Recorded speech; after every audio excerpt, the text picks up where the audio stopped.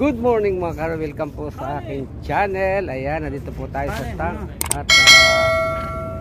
at nagkakabit na po tayo ng steel para sa ating wall. Ayan po, ito ang ating pakita ko sa inyo ang ating pananakaraan. Ayan nga, nagbuhos tayo sa slab kasama ang ating water stopper. Yan po ang finish niyang water stopper, 10 cm. Inuulit ko lang sa inyo. Yan po yan at nagkabit na tayo ng vertical walls. Ayan guys, ang ating mga steel piece here at nag-uumpisa na sa outer layer ng ating bakal. Inuna siyempre ang labas. Yung labas ang inuna para hindi na sila mag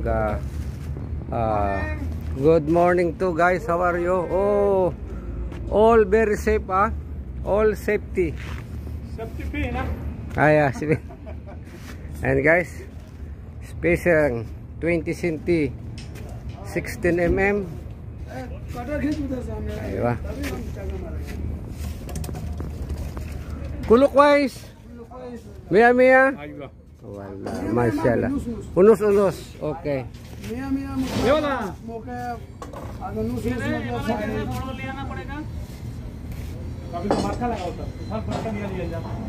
Very good. Very good work. Very good work. एक छोड़ के ऊपर से लगा उन्हें मिला के छोड़ दिया। ये छोटा हो गया। छोटा ये छोटा Alternate. And guys,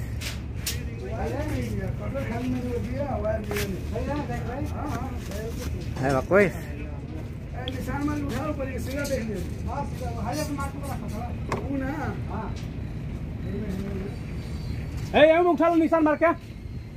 And guys, at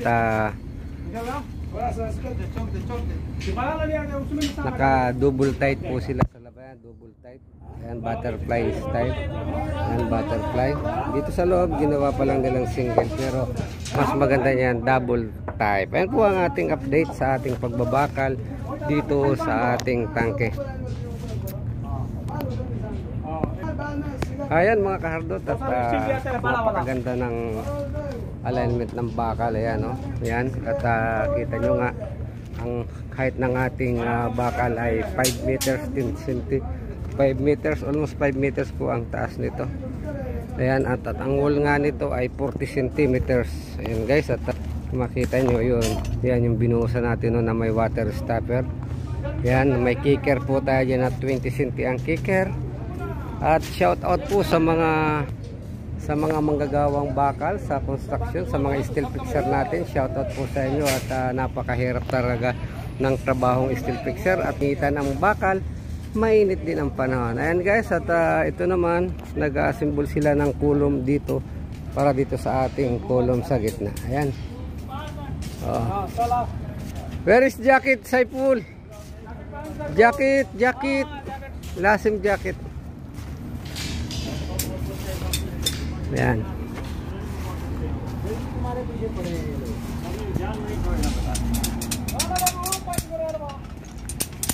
ये रियल कहाँ से है? हम खुद ही कट गए बनी पागल हम नहीं बड़ी कटिर गिर माफी को मुख खरबन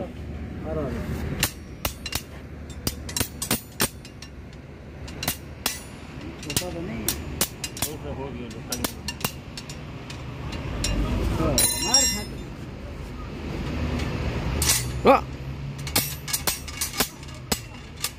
अभी जाएंगे ये छुड़ाओ पहले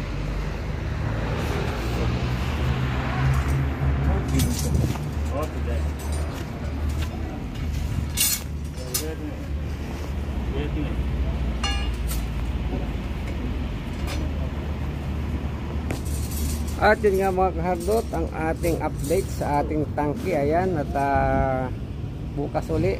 At pagka na-complete na yan, saka ko po ipakikita sa inyo ang kayarian yan. Yan po ang ating pagbabakal ng wall dito sa ating tank. Ayan. 4 moments later. At yun mga kahardot, dito tayo sa ating ginagawang tank sa pagbabakal sa wall. At naglagay na rin sila ng formas sa center column. Ayan guys, pakikita ko sa inyo ang ginawa nilang bakal up after 3 days ito na sila guys. And guys, nakapaglagay na sila rito. Ayan, ayan, nakapaglagay na sila dito ng outer steel. Ayan, at may shuttering na rin dun sa loob. Ayan ang ating mga tao. Gumagawa niya tayo. Pupunta tayo guys sa ibaba. Ayan. Laking industrial tank to, mga kahardot.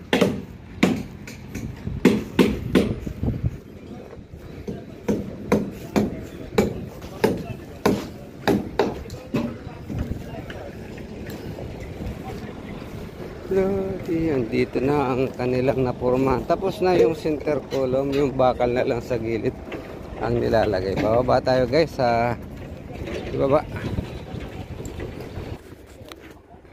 At yun guys, napurmahan na nila ang ating center column at nagbre-bracing na sila. Ayan guys, oh, taas. Ang buhos niyan ay sa ilalim lang ng biga.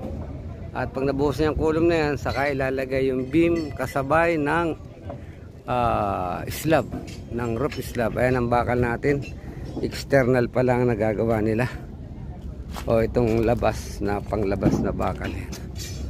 Diretso. Yan, ito na ang ating mga tao. Gumagawa sila guys ng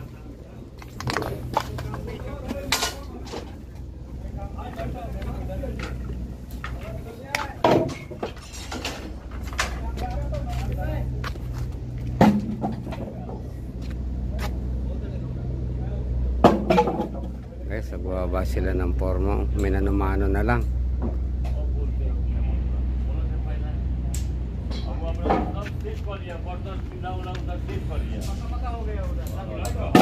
Good morning guys.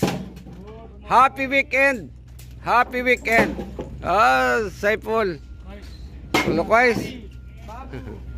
Hussein. Nagandar. Abdul Bari. Oh, Jacker. Oh, our carpenter is going down. Ito, naglalagay sila ng bracing guys. Wala. Nakalagay sila ng tie rod. Ayan, may tie rod ang mga bracing natin. Saka lalagay nila ng hulog. Yan ay wala pa sa hulog at ihuhulog pa yan later. Ayan guys, ang ating pagpuporma dito sa ating tangke.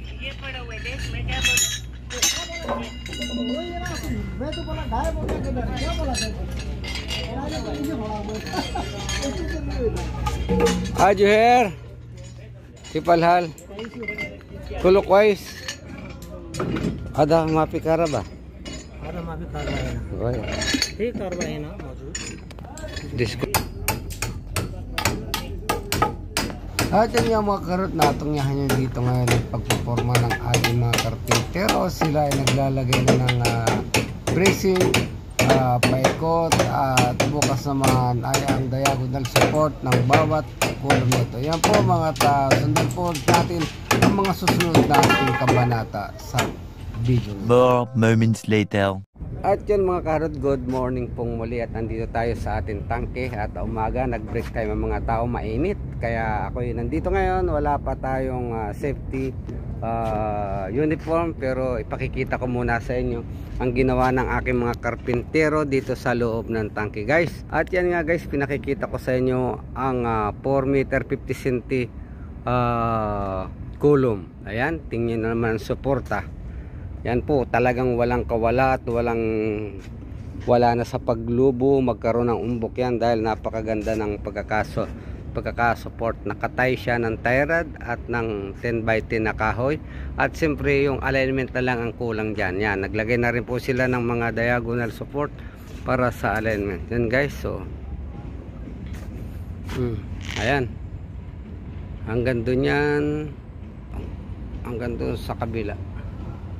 Yan, at siyempre hindi mawawala ang safety dyan at gagawan din natin ng scaffolding yan para safety at makikita nyo sa pagbubuhos namin. Ngayon ipakita ko lang muna sa inyo ang preparasyon itong ating shuttering na ito para sa center column ng water tank. And guys, at kung meron po kayong katanungan ay mag comment lang below at atin pong bibigay ang ating opinion sa inyo. Yun lamang po at maraming salamat po sa inyong panonood ng aking video ito. Hanggang dito na lamang at shoutout po sa lahat ng OFW, sa mga construction worker, shoutout po sa lahat ng mga nanonood. Hanggang dito na lamang at bye bye.